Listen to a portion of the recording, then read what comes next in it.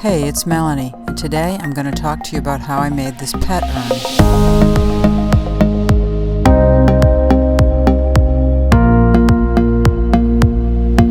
For those of us who own a pet, we know the feeling of connection lasts long after their passing.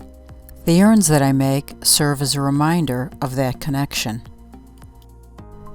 I use different kinds of materials to make these urns: resins, walnut chips, seeds that are stabilized, all different kinds of material that is millable. I attach the top piece of wood and the bottom piece of wood at different stages. Then of course I make the top completely separate to fit perfectly in the milled hole.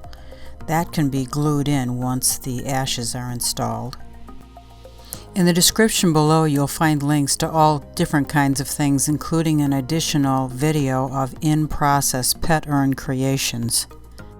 Please like and subscribe to my channel and hit that bell for notifications. Thanks again for watching.